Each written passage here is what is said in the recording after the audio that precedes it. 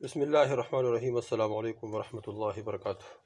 دوستو، آج کا جو ویڈیو ہے یہ ہر سال حج پہ جانے کے لیے اور ہر سال میں کئی مرتبہ عمروں پر جانے کے لیے یہ ویڈیو بہت زبردست ہے اور یہ وظیفہ بہت زبردست ہے۔ اس وظیفے کی برکت سے اللہ جل شانہ بار بار حج کرائے گا اور اللہ جل شانہ بار بار عمرے کی توفیق عطا فرمائے گا۔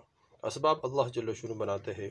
اللہ جل شانہ جس کے لیے چاہتا ہے وہ تو عز من تشاء و تذل من تشاء بیدک الخیر انک علی کل شیء قدیر۔ عزت بھی اللہ کے ہاتھ میں ہے، ذلت بھی اللہ کے ہاتھ میں ہے۔ اللہ جل شانہ ہر چیز پر قادر ہے۔ اللہ جس کے لیے جس طرح فیصلہ کرنا چاہتے ہیں فیصلہ کر دیتا ہے۔ اللہ جل شانہ کن فیکون ذات ہے۔ کاف نون سے ملنے سے پہلے اللہ جل شانہ انسان کے لیے ہر قسم کا سبب بنا سکتا ہے۔ بس انسان اللہ جل شانہ سے مانگے اور دل میں درد ہو، کڑن ہو، غم ہو اور اس طرح فکر ہو اور یہ نیت ہو اور بار بار اللہ جل شانہ سے دعا ہو، رونا ہو، دھونا ہو کہ اللہ مجھے اپنا گھر دکھائے، حضور صلی اللہ علیہ وسلم کا روضہ دکھائے، کہ اللہ مجھے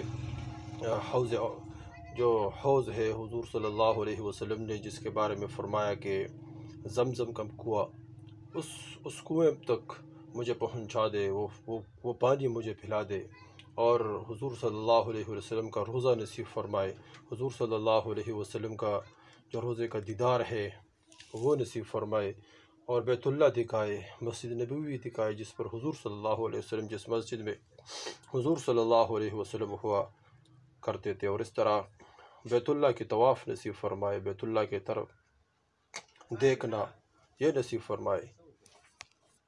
تو اللہ جل شانہ سے ہم دعا کریں گے تو اس دعا کی برکت سے اللہ جل شانہ غیب سے بندوبست فرمائے گا، اور اللہ جل شانہ وہاں سے بندوبست فرمائے گا جہاں انسان کا وہم اور گمان بھی نہ ہو۔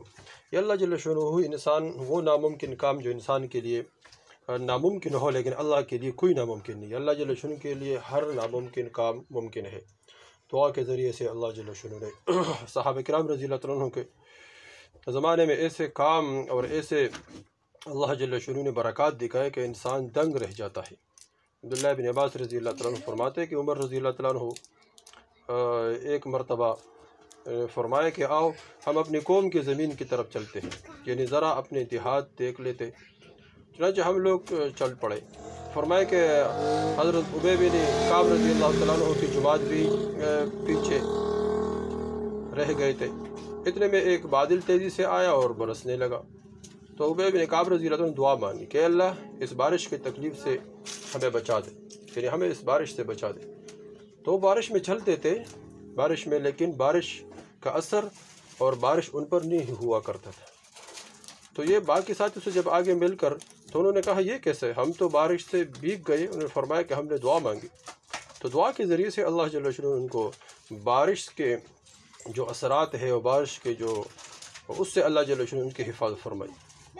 زید بن اسلم رضی اللہ عنہ وہ اور حضرات بھی فرماتے کہ جنگ بدر میں عکاشہ بن محصن رضی اللہ تعالیٰ عنہ کے ہاتھ میں جو تلوار تھا وہ ٹوٹ گئی، تو حضور صلی اللہ علیہ وسلم نے اس کے ہاتھ میں ایک ٹہنی دی، تو فرمایا کہ اس ٹہنی سے اللہ جل شانہ تلوار بنا دیا، اور وہ تلوار جب بن گئی تو فرمایا کہ وہ کئی زمانے تک ان کے پاس تھا اور صاف ستھرا اور مضبوط تھا۔ تو اس کے ذریعے سے اللہ جل شانہ دیکھو تو اللہ پاک جل شانہ کس طرح اعمال کے ذریعے سے اور اللہ جل شانہ سے جو آدمی تعلق بناتے ہیں تو کس طرح اللہ جل شانہ اس کے ضروریات، حاجات اور اس کے ناممکن کو بھی ممکن بنا دیتے ہیں۔ تو اس طرح دوستو وہ کون سا وظیفہ ہے جس کے برکت سے اللہ جل شانہ انسان کے تمام ضروریات، حاجات بھی پورا فرمائے اور اللہ جل شانہ ان کے تمام مسائل کو دور فرمائے، اور اللہ جل شانہ کے بار بار حج کی توفیق عطا فرمائے، عمرے کی۔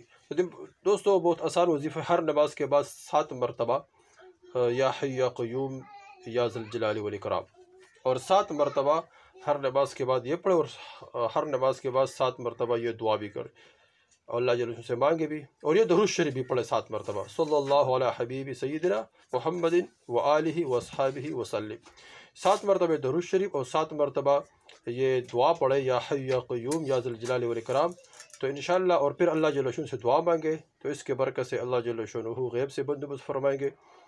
تو یہ وظیفہ دوستو خود کرے اور آگے شیئر کرے تاکہ سب کو فائدہ ہو اور سب کو اللہ جل شانہ بار بار حج اور عمرے کی توفیق عطا فرمائے اور کوئی بھی اس سے محروم نہ رہ جائے۔ والسلام۔